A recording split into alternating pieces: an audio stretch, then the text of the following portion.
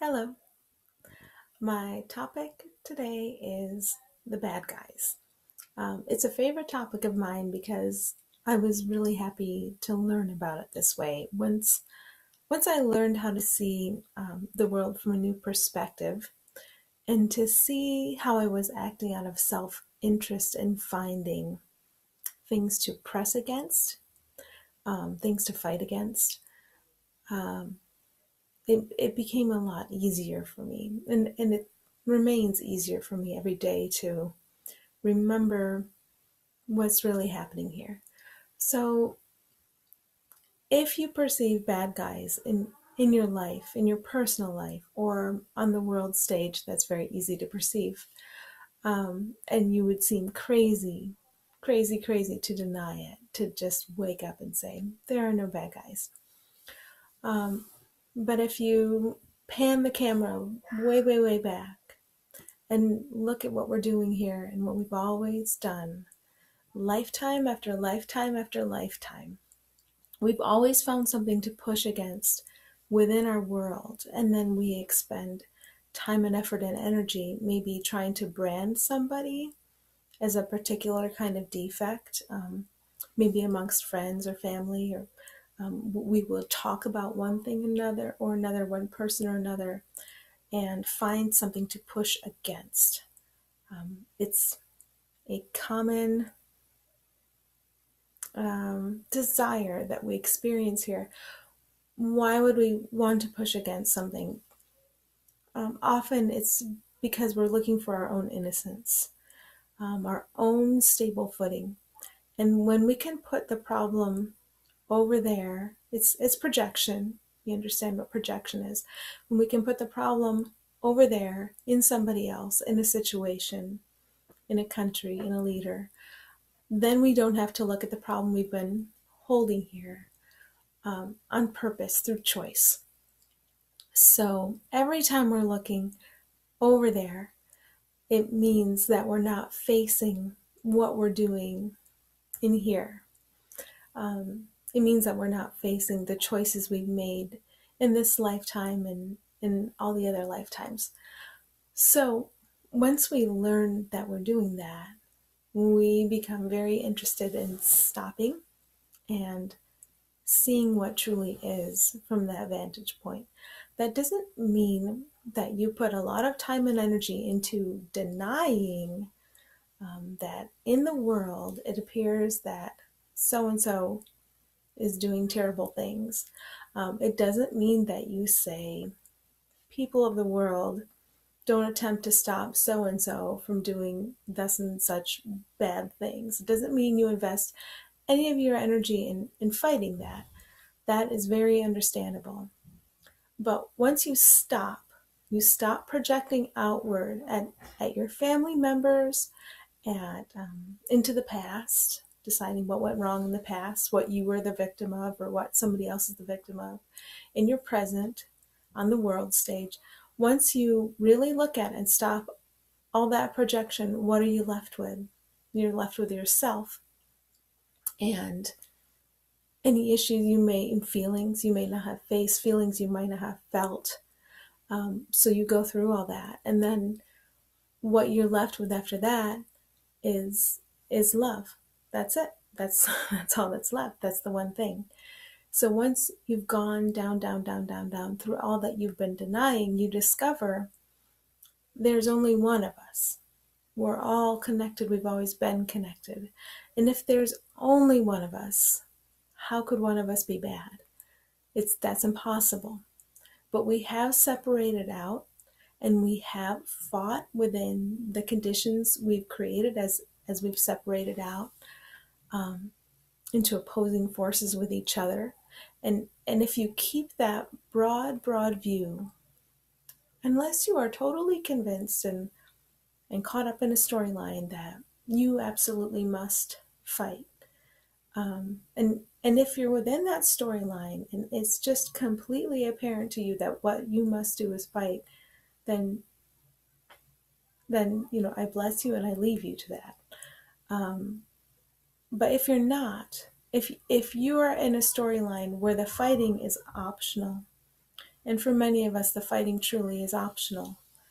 I'm not talking about overt, punching people in the face or even arguing. I'm talking about all the fighting and deciding and judging that goes on in the mind. So when you make a promise to yourself, I will drop all optional fighting, struggle, conflict, judgment, pressing against, you realize more and more what is optional and what isn't. So going back to the one of us, if there's only one of us, what are we doing here? You begin to see it as a grand drama. And so the ones who are enacting the roles that you might call the very worst, they are, when you see us as all one, you start to understand how it works. So if you think of your mind as touching every other mind across time and space, but let's just say on Earth right now, okay? Let's forget the across time and space. Let's just say your mind is touching every other mind on Earth right now. That's enough to start with. When you think of that apparent wrongdoer, there is, everybody more or less understands the law of attraction. There is a sort of magnetism. And so we're affecting people we don't even know, people we don't know about, people we don't consciously think about, because our minds are resonating with one another. So you could be resonating with somebody you're never going to see, you're never going to meet, you're never going to consciously know about. Or you could be resonating with a world leader that you consciously know about. It doesn't really matter. All minds are joined, all minds are touching each other, and minds resonate in different ways with one another, and they encourage outcomes or they withdraw from outcomes. So if you think about that, if you are loving somebody and not judging them, you are sending them toward the release from their role of wrongdoer. That is not to say, if you're in a situation where you believe you're in danger and you believe you must struggle and you believe you must get out, what's apparent in front of you is what is apparent in front of you, and go ahead and do what you need to do. But if you're caught up in a struggle that is optional, it's optional, then you can look at this and you can see how your mind pulls other minds or gives to other minds. When we're giving to other minds, when we're seeing people truly as the love they are underneath all the layers, underneath all the drama, we're helping to release them from their experience. And if somebody is having a rough experience, one of the most compassionate things you can know about that person and about yourself, and every rough moment you have during the day, we all have them, is that it's like you're being shaken awake. You want to wake up. You want to remember who you are and how this works, and you want to be released from this cycle of getting caught up in this struggle. That's why you're hearing these words.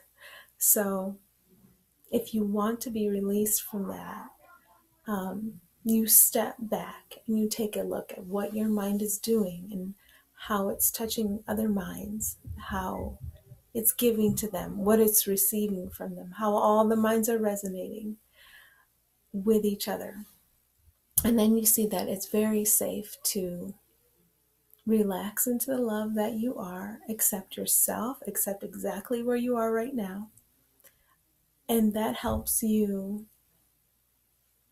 if you were interacting with other minds in dissonance, and I still do every day. So, but I know how to wake up to what I'm doing and to settle down into it.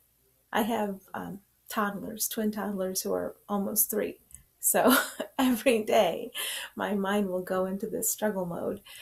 But you develop the knack for settling down into the moment, realizing that all the resources are there for you, realizing that no one's your enemy, you're not there to dominate anybody, you're there to receive what's there, always there for you to get you through the situation.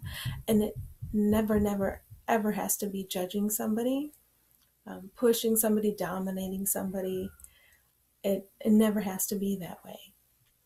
So once you realize this on a deeper level, how all our minds are affecting each other, it gets much easier to relax into any moment, no matter how it looks.